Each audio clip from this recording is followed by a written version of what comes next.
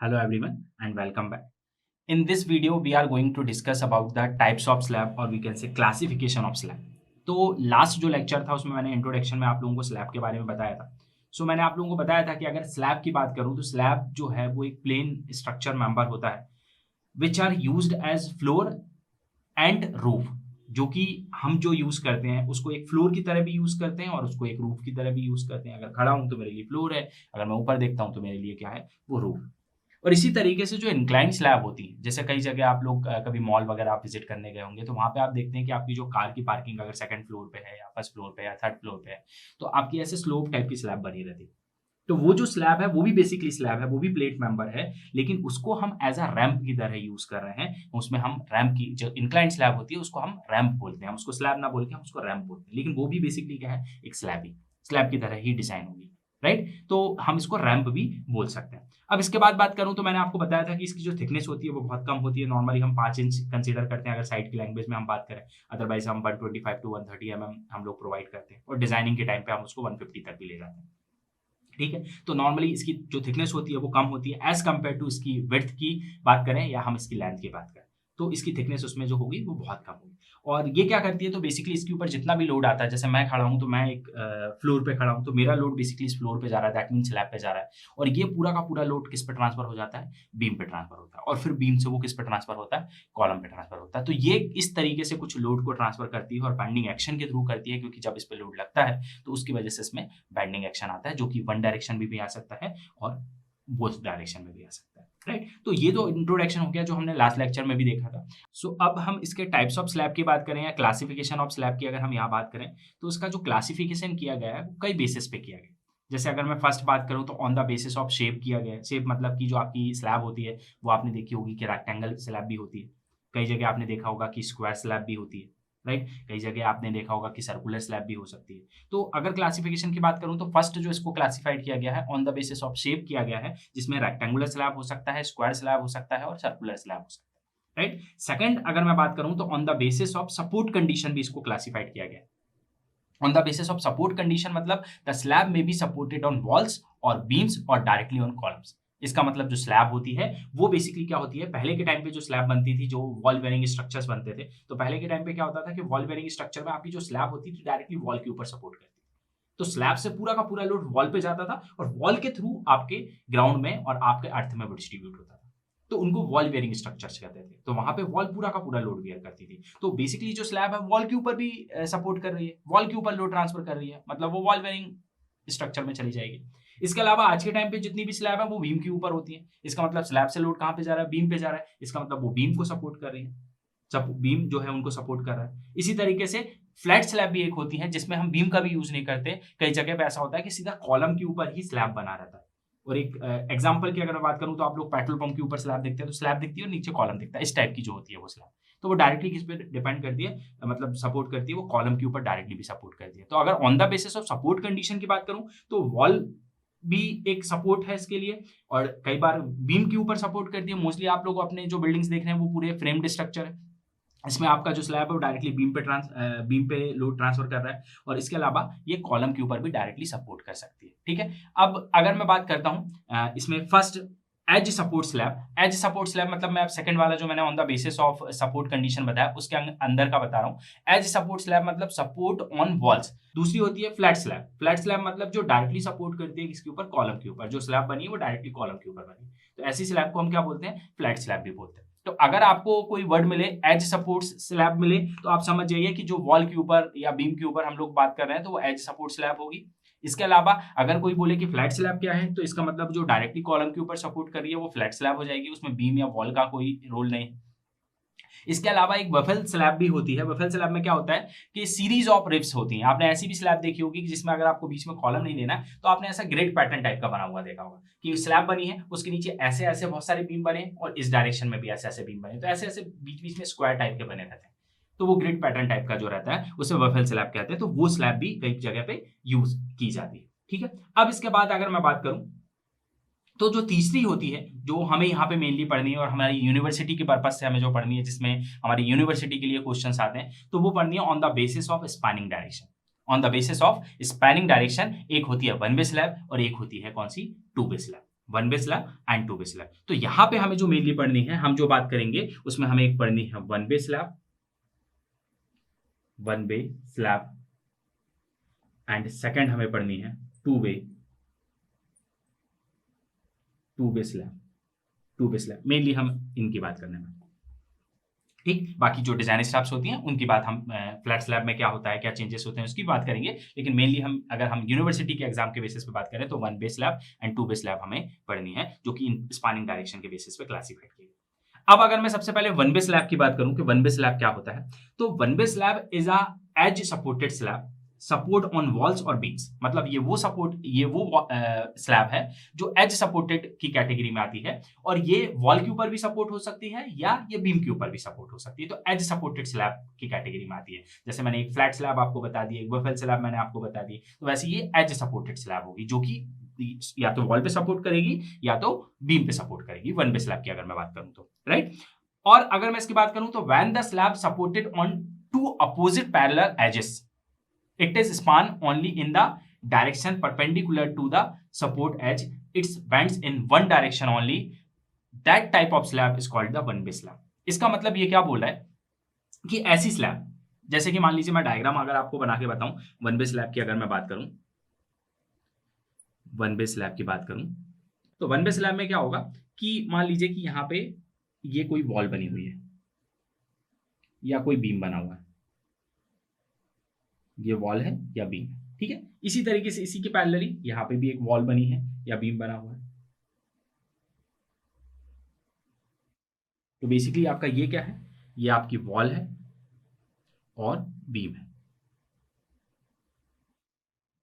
Beam, ठीक है। आपकी जो स्लैब बनी है वो इसके बीच में बनी है, यहां पे आपकी ये पूरी स्लैब बनाई हुई है, ये आपकी स्लैब है। और ये स्लैब क्या करेंगे, एक इस तरफ सपोर्ट है जो कि वॉल या बीम से मिल रही है, और इसी स्लैब को एक इस तरफ सपोर्ट मिल रही है जो वॉल या बीम से मिल रही है, जो दोनों सपोर्ट जो है वो एक दूसरे के क्या है, पैरेलल और एक डायरेक्शन में। इस तरफ कोई सपोर्ट नहीं दिया मैंने, इस तरफ कोई सपोर्ट नहीं दिया, सिर्फ मैं सपोर्ट दे रहा हूं एक इस तरफ और दूसरा मैंने सपोर्ट दिया है वॉल या बीम का इस तरफ, और ये आपकी स्लैब है। तो ऐसी जो स्लैब होती है इसमें जो मेन स्टील लगता है, जब लोड इस पे लगेगा तो इसमें जो बेंडिंग होगी वो बेंडिंग क्या होती है, इसमें इसी डायरेक्शन में होती है। मतलब जब आप इस पे लोड लगाएंगे, मान लीजिए एग्जांपल के लिए मैं अपने ये दोनों हाथ ले लेता हूँ, ये दो सपोर्ट होगा, इसके ऊपर मैं कुछ चीज रख देता हूँ, तो जब आप कोई बुक रख देंगे इसके ऊपर और इसके ऊपर लोड लगाएंगे तो देखिएगा वो कैसे बेंड होगी, ऐसे बेंड होगी। कहां से हो रही है, ये आपका हाथ हो गया, ये आपका हाथ हो गया, मतलब ये दोनों सपोर्ट हो गई, ये वॉल या बीम हो गए, जब इस पे लोड लगेगा तो ये ऐसे बेंड होगी। इसका मतलब ऐसे में बेंडिंग हो रही है, तो इस बेंडिंग को रोकने के लिए इसमें इस डायरेक्शन में जो स्टील लगता है ना, स्टील, वो मेन स्टील लगता है उस बेंडिंग को रोकने के लिए। और इसके राइट एंगल पे, मतलब इस डायरेक्शन में जो स्टील लगता है ना, जो कि सपोर्ट के पैरेलल डायरेक्शन में लग रहा है, वो जो स्टील होता है ना, वो इसका डिस्ट्रीब्यूशन स्टील होता है, डिस्ट्रीब्यूशन स्टील होता है। इसका मतलब इसमें मेन स्टील कहां लग रहा है, जो कि जिस डायरेक्शन में वो बैंड हो रही है उस डायरेक्शन में, और उसके राइट एंगल पे क्या लग रहा है, डिस्ट्रीब्यूशन स्टील हो रहा है। तो इस टाइप की जो स्लैब होती है जिसमें मेन स्टील आप सिर्फ एक डायरेक्शन में लगा रहे हैं, क्योंकि उसमें जो बैंडिंग ट्रांसफर हो रही है वो सिर्फ एक ही डायरेक्शन में ट्रांसफर हो रही है। कैसे, जब आप लोड लगा रहे हो तो ये ऐसे बैंड हो रही है, इसका मतलब जितना भी लोड आ रहा है उसकी वजह से जो बैंडिंग मोमेंट डेवलप हो रहा है वो 100% बैंडिंग मोमेंट ऐसे में जा रहा है, ऐसे में 0 बैंडिंग मोमेंट जा रहा है। तो इसीलिए ऐसे में हमने डिस्ट्रीब्यूशन स्टील लगाया, और ऐसे में पूरा 100% मूवमेंट जा रहा था, तो हमने जो मेन स्टील लगाया वो सिर्फ ऐसे में लगाया। तो ऐसा स्लैब जिसमें जो आपका मूवमेंट ट्रांसफर होता है सिर्फ वन डायरेक्शन में होता है, जिसकी बैंडिंग जो होती है वो सिर्फ वन डायरेक्शन में होती है, इस टाइप की स्लैब को वन वे स्लैब बोला जाता है। और आपको पता करना है कि आपके ऊपर जो स्लैब बनी है वो वन वे है, टू वे, तो उसको आप पता कैसे करते हैं, आप उसकी लॉन्ग स्पान ले लीजिए। लॉन्ग स्पान का मतलब जैसे स्लैब है, रेक्टेंगल स्लैब है, तो जैसे ये आपको रेक्टेंगल स्लैब दिख रही है तो ये इसकी लॉन्ग स्पान होगी, क्योंकि ये बड़ी वाली साइड है। तो आपका रूम होगा उसमें आपकी जो स्लैब होगी, आप उसमें देख लीजिए कि आपकी जो बड़ी वाली साइड होगी वो आपकी लॉन्ग स्पान हो जाएगी, डिवाइड बाय कर दीजिए शॉर्ट स्पान। शॉर्ट स्पान मतलब जो दूसरी वाली साइड होगी जो छोटी होगी वो शॉर्ट स्पान हो जाएगी। जैसे इसमें यहां पे ये वाली आपकी पूरी लॉन्ग स्पान हो जाएगी, क्योंकि ये बड़ी वाली साइज है, बड़ी है ये, और ये छोटी है, तो ये इसकी क्या हो जाएगी, शॉर्ट स्पान हो जाएगी,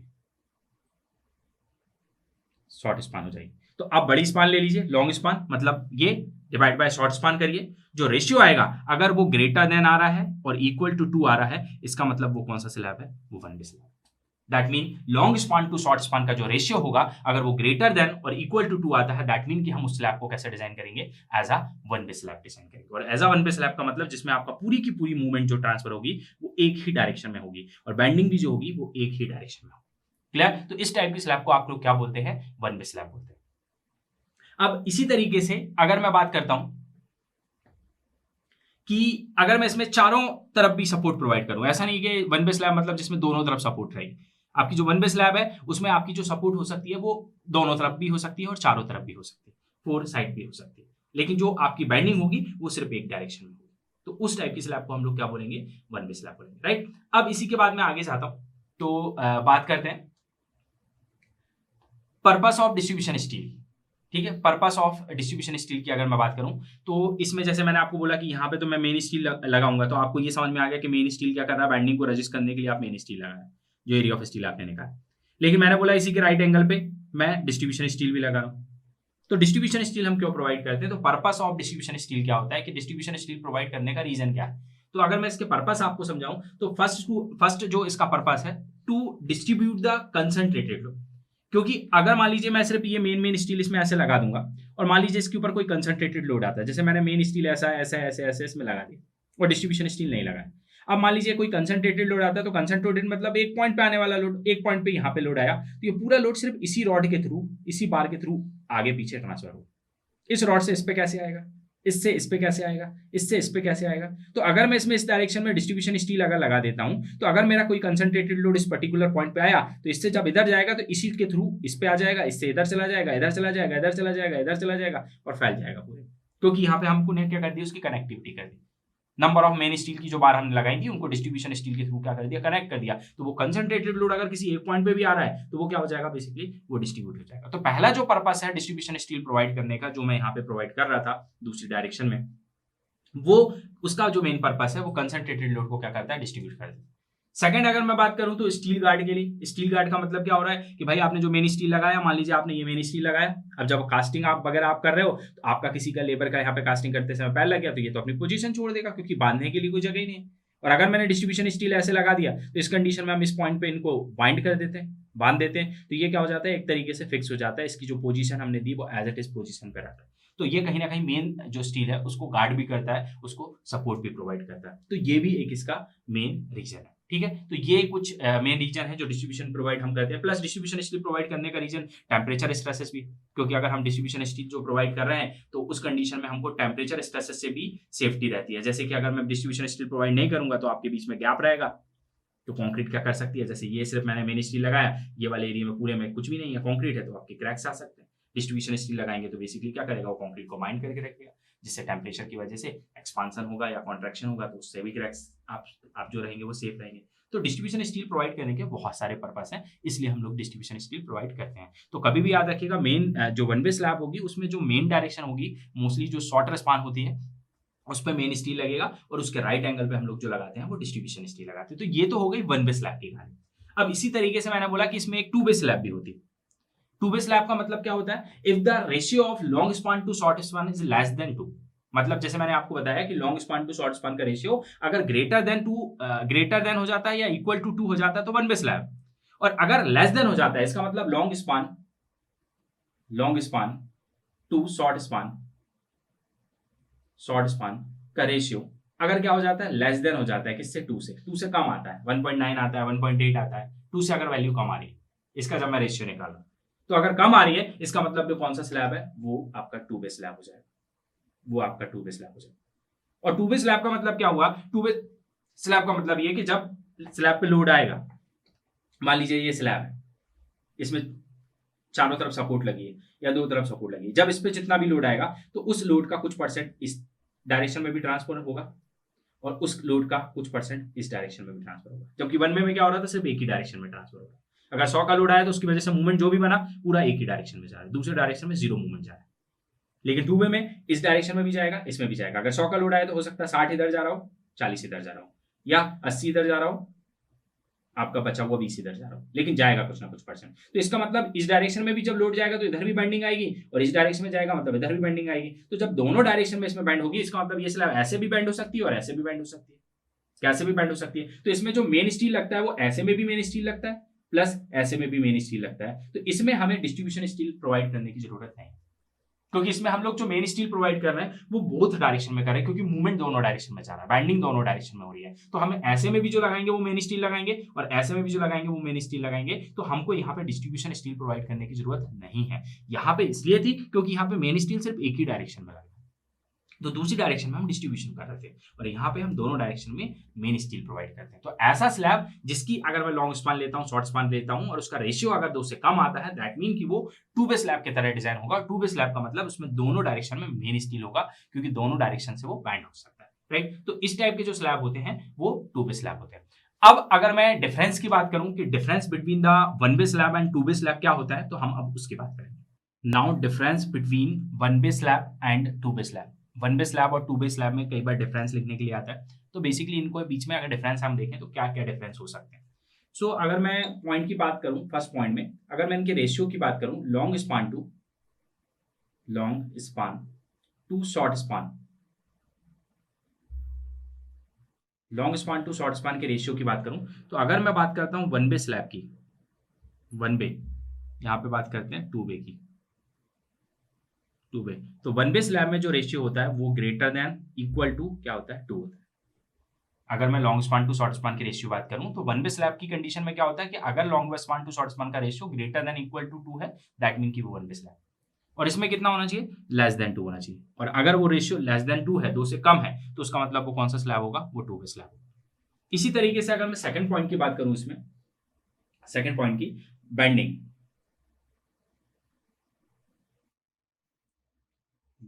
of slab, bending of slab की बात करूं, तो इसमें जो होती है बैंडिंग वो ओनली वन डायरेक्शन में होती है, और वो कौन सी स्पान में होती है, only along short span, short span. One way जो स्लैब होती है उसमें जो बाइंडिंग होती है, जैसे अगर वन वे स्लैब है उसमें जब लोड आएगा तो उसमें जो बाइंडिंग होगी, जो छोटी वाली साइड होती है, हमेशा शॉर्टर स्पान में ही बाइंडिंग होती है, लॉन्गर स्पान में कोई बाइंडिंग वहां पे नहीं होती, इसलिए हम मेन स्टील भी वहां पे सिर्फ एक ही डायरेक्शन में शॉर्ट स्पान में प्रोवाइड करते हैं। तो यहाँ होती है only along the short span ही उसकी बाइंडिंग होती है। और यहाँ पे अगर मैं बात करूं तो along both span, both direction या बोथ स्पान, लॉन्गर स्पान में भी होगी और शॉर्टर स्पान में भी। अब इसी तरीके से अगर मैं इसमें थर्ड डिफरेंस की बात करूं कि जो मेन स्टील होता है, मेन स्टील, इसमें जो हम लोग प्रोवाइड करते हैं parallel to shorter span only करते हैं, क्योंकि यहाँ पे बाइंडिंग क्या हो रही है, सिर्फ शॉर्टर स्पान में हो रही है। इसका मतलब जो हम मेन स्टील प्रोवाइड करेंगे, मेन स्टील, वो भी किसमें करेंगे, शॉर्ट स्पान में करेंगे, शॉर्ट स्पान में करेंगे। और इसमें अगर मैं बात करूं तो दोनों डायरेक्शन में बाइंडिंग हो रही है, तो इसमें हम लोग जो बात करते हैं या जो हम प्रोवाइड करते हैं वो किसमें करते हैं, बोथ स्पान में मेन स्टील प्रोवाइड करते हैं, both span, shorter as well as long span, short span as well as long span, दोनों में आप मेन स्टील प्रोवाइड करते हैं। अब इसी तरीके से अगर मैं फोर्थ की बात करूं, fourth point distribution steel, distribution steel की बात अगर मैं करूं तो इसमें हम लोग प्रोवाइड करते हैं, इसमें हम अब मेन स्टील प्रोवाइड करते हैं, मेन स्टील हम लोग डिस्ट्रीब्यूशन स्टील प्रोवाइड करते हैं, मतलब जो मेन स्टील लगेगा पहले शॉर्ट स्पान में, फिर उसके ऊपर से डिस्ट्रीब्यूशन लगेगा राइट एंगल में, राइट। लेकिन यहां की अगर मैं बात करूं तो यहां पे हमें जरूरत नहीं है, नॉट प्रोवाइडेड, नॉट प्रोवाइडेड। क्यों नहीं है यहाँ पे जरूरत, क्योंकि यहाँ पे मेन स्टील दोनों डायरेक्शन में लगा, एक डायरेक्शन में लगेगा उसके ऊपर से दूसरी डायरेक्शन में लगेगा, तो डिस्ट्रीब्यूशन का काम भी वो दूसरा वाला मेन स्टील ही करेगा, तो डिस्ट्रीब्यूशन स्टील की यहाँ पे जरूरत नहीं है टू वे स्लैब। अब इसी तरीके से अगर मैं लास्ट पॉइंट, फिफ्थ पॉइंट की बात करूं, थिकनेस की, थिकनेस की बात करूं तो यहाँ पे हमें ज्यादा थिकनेस की जरूरत होती है, मोर थिकनेस रिक्वायर्ड, और यहाँ पे less thickness required, less thickness required as compare to one way slab. One way slab के कंपैरिजन में टू वे स्लैब में हमें थिकनेस की कम जरूरत होती है, यहाँ पे हमें थिकनेस क्या लगती है, ज्यादा लगती है। तो इस तरीके से बेसिकली वन वे और टू वे में आप लोग डिफरेंस क्रिएट कर सकते हैं, ये कुछ डिफरेंसेस होते हैं जो वन वे स्लैब और टू वे स्लैब में होते हैं। अब इसी तरीके से अगर मैं जैसे मैं आपसे बोल रहा हूँ कि इसमें यहाँ पे हम जो डिस्ट्रीब्यूशन स्टील प्रोवाइड करते हैं वो क्या होता है, तो डिस्ट्रीब्यूशन स्टील जो हम प्रोवाइड करते हैं as per the IS code 456/2000 करते हैं, रेनफोर्समेंट जो प्रोवाइड करते हैं, और जो मिनिमम रेनफोर्समेंट होता है वही एज अ डिस्ट्रीब्यूशन रेनफोर्समेंट हम प्रोवाइड करते हैं। तो मिनिमम जो रेनफोर्समेंट होता है या इससे कम रेनफोर्समेंट हम किसी भी स्लैब में नहीं दे सकते। तो यहाँ पे जो मिनिमम रेनफोर्समेंट होगा, मिनिमम रेनफोर्समेंट जो होता है, मिनिमम रेनफोर्समेंट कितना होता है, जो कि इससे कम नहीं होना चाहिए, वो होता है 0.12% into gross area. 0.12% into gross area मतलब 0.12 और ग्रॉस एरिया मतलब B into D divide by 100। ये मिनिमम स्टील होता है। किसी भी स्लैब को जब बना रहे हैं उसमें जो कम से कम स्टील लगेगा वो इतना तो लगेगा, इससे कम स्टील नहीं लगेगा। वो कितना, 0.12%। और 0.12% किसके लिए, HYSD स्टील के लिए। HYSD स्टील यूज कर रहे हैं, तो अगर माइल्ड स्टील यूज कर रहे हैं तो उस केस में हम लोग मिनिमम स्टील देते हैं 0.15% इंटू ग्रॉस एरिया। अगर हम माइल्ड स्टील मतलब 250 ग्रेड की अगर मैं बात करूं तो मिनिमम स्टील 0.15% होगा, और अगर मैं HYSD मतलब 415-500 ग्रेड की बात करूं तो मिनिमम स्टील कितना होगा, 0.12% होगा। इसी के साथ में आपको एक और पॉइंट याद रखना है कि जो maximum diameter should not be exceed. जो मैक्सिमम डाया होगा, आप जो स्लैब में स्टील प्रोवाइड करेंगे तो स्टील का जो डायमीटर होता है, वैसे तो ट्राई करते हैं कि जो स्लैब आप बना रहे हो उसमें डायमीटर और बार जो यूज करें वो मिनिमम यूज करें। मिनिमम डायमीटर इसलिए यूज करें क्योंकि आपका जो स्लैब होता है उसमें हम लोग जो स्टील देखते हैं, कभी भी आप स्लैब को बनते जब देखेंगे तो उसमें डेंस स्टील लगाते हैं टेम्परेचर वगैरह की वजह से। कि बेसिकली क्या होता है कि अगर मैं डायमीटर ज्यादा यूज करूंगा तो स्पेसिंग ज्यादा निकल के आएगी। अगर मैं डायमीटर ज्यादा यूज कर रहा हूं मतलब एरिया ऑफ स्टील क्या हो जाएगा, आपका कम हो जाएगा। तो उस कंडीशन में आपकी जो स्पेसिंग होगी वो बढ़ जाएगी। तो स्पेसिंग बढ़ जाएगी तो बेसिकली कंक्रीट आपकी अकेले रहेगी, तो डायरेक्ट इस पे जो टेम्परेचर इफेक्ट वगैरह आते हैं उसमें क्रैक्स वगैरह आने के चांसेस होते हैं, कंक्रीट के कोलैप्स करने के चांसेस होते हैं। तो ट्राई करते हैं कि इसमें हम लोग जो प्रोवाइड करें वो मिनिमम डायमीटर यूज करें। तो IS कोड के अकॉर्डिंग जो maximum diameter should not be exceed, जो मैक्सिमम डाया होगा स्लैब में should not be exceed 1/8 of the total thickness, 1/8 of the total thickness of slab. और इसी तरीके से अगर मैं स्पेसिंग की बात करूं तो स्पेसिंग वगैरह भी जो होगी वो 300 mm से ज्यादा स्पेसिंग नहीं होना चाहिए as per the IS code 456/2000 जब आप नंबर ऑफ बार प्रोवाइड करेंगे। और बाकी डिटेल हम लोग जब डिजाइनिंग करेंगे अगले टॉपिक पे, अगले लेक्चर में जब हम डिजाइनिंग करेंगे तो डिजाइनिंग में आपको पूरा डिटेलिंग बताऊंगा कि स्पेसिंग वगैरह कैसे देनी है, मिनिमम डायमीटर क्या यूज करना है और किस तरीके से करना है। तो अकॉर्डिंग टू IS कोड हम लोग बात करेंगे नेक्स्ट लेक्चर में, जिसमें हम बात करेंगे पूरी डिजाइनिंग की और पूरा का पूरा स्लैब हम डिजाइन करना सीखेंगे। Thank you.